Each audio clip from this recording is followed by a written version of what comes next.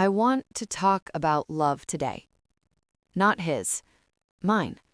I've spent a lot of time since everything happened thinking about what he did, running it back, trying to understand it, trying to find the place where it started, the moment where things split into two tracks, and I was only standing on one of them. But I've been thinking about the wrong thing. Because the thing that keeps me up at night, the thing that sits in my chest heavier than the betrayal itself, is not what he did, it's what I gave. It's the accounting of everything I brought to that relationship, everything I offered, every way I showed up, every morning I chose him, every version of myself I quietly set aside because loving him felt more important than keeping her. That accounting is what this video is about. This is the chapter where I talk about what it actually looks like to love someone with everything you have, and what it costs, and what happens to all of that love when the person you gave it to turns out not to have been worth the price. I have always loved affectionately. I think I was made that way. I am the person who remembers the small things, the anniversary of something that wasn't even an anniversary, the day we had our first real conversation, the restaurant where something shifted between us, the song that was playing in the background of a moment that mattered. I hold those things. I carry them. I bring them back out on the right day like they are gifts, because to me, they are. I love with my hands as much as my words. I am someone who makes things better. The space, the meal, the atmosphere, the feeling of a room when I walk into it. Not because I was performing, because that is genuinely how I experience caring for someone. It feels good to make someone's world more beautiful. It feels like love made visible. I am someone who pays attention, really pays attention. The kind where you notice when someone's energy is different before they've said a word, where you clock the small shift in their voice on the phone and you file it away and you ask about it later, gently, when the moment is right. I was always the person in that relationship who asked, "How are you?" and meant it as a real question, who waited for the real answer. I loved Spencer the way I love everything, completely, without a safety net, without holding a portion of myself back just in case. That is not a flaw. I need to say that clearly, because I spent the first few weeks after everything happened wondering if it was. Wondering if loving that openly was the mistake, if I should have been more guarded, more strategic, less me. It is not a flaw. It is who I am, and I am not going to let what he did turn it into something I am ashamed of. How I loved him. Let me be specific, because I think the specific things are the ones that matter. Anyone can say, "I gave everything." I want to tell you what everything actually looked like. I remembered every version of his coffee, the way it changed depending on his mood, stronger when he was stressed, weaker when he was tired, and on the weekends when there was nowhere to be, exactly in between, with one spoon of something sweet.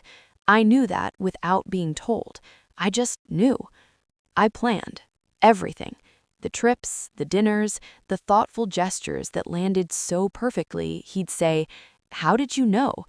I always knew, because I was always paying attention. While he was moving through his day, part of my mind was quietly cataloging him, what would make him happy, what he needed, what he hadn't asked for but would mean something.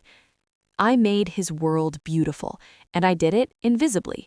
That was my particular way of loving, not loudly, not asking for credit, just quietly ensuring that the life around him felt good, felt considered, felt like someone cared. And I did care. God, I cared so much. I also, and this is the part that is harder to say, I made myself smaller for him in ways I didn't even register as making myself smaller. They felt like choices. They felt like love.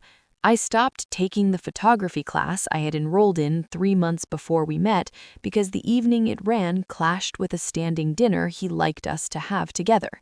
I told myself I could do it another time. Another time never came. I let my friendship with a woman I had known since university fade to almost nothing because she and Spencer didn't click, and being close to her required energy and time that I was already directing elsewhere. I didn't notice that happening until it had already happened. I toned down my opinions in group settings because Spencer had strong ones, and I learned that the evenings were smoother when I didn't push back in public. I told myself I was being gracious. I was being erased, slowly, politely, with a smile on my face. About 8 months into our relationship, before the engagement, before the life we'd built together had fully taken shape, Jane said something to me. We were having lunch, just the two of us, and Jane was asking about Spencer in the way Jane asks about things, carefully, with genuine curiosity, but with eyes that are always noticing more than she says. She said, "You seem happy. I just want to ask, are you still you?" I laughed. I told her of course I was still me. What kind of question was that? She smiled. She didn't push it. Jane never pushes. She plants things and lets them grow in their own time. I thought about that question for about 2 days, and then I put it away. Filed it under Jane being Jane. Overcautious, overprotective, seeing things that weren't there.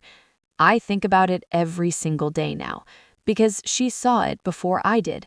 She saw the beginning of the slow disappearance and asked me about it with one quiet sentence over lunch, and I laughed it off and kept going in the direction I was already going. That is not Jane's failure. That is not my failure either. That is just what it looks like when you are inside something. You cannot see its shape. You need distance for that, and I was not ready for distance. I was in love. I was building a life. I was choosing every day to stay. I just didn't know yet what staying was costing me. The asymmetry of this. Here is the thing I have had to make myself look at directly. The thing I kept approaching and then turning away from because it was too much to hold all at once. I loved him more than he loved me. Not because I was more lovable, not because there was something wrong with me that made me unworthy of being loved equally, but because he was, at his core, in his most essential self, someone who was always going to love himself most, who was always going to prioritize his own comfort, his own desires, his own need to feel chosen and wanted and admired, even at the cost of the person who was choosing him every single day. I was attentive, and he received it as his due. I was devoted, and he used that devotion as a foundation to build something else on without my knowledge. I cleared space for him in my life, real space, the kind that cost me things, and he filled the space I didn't know I had with someone else. The asymmetry of that, the complete devastating asymmetry of that. I gave him a version of love that I think some people go their whole lives without receiving, and he sat inside that love and felt comfortable enough, safe enough, covered enough to go looking for something else. I have had to grieve that, not him, that. The fact that my love, as full and real and carefully given as it was not enough to make him want to be worthy of it.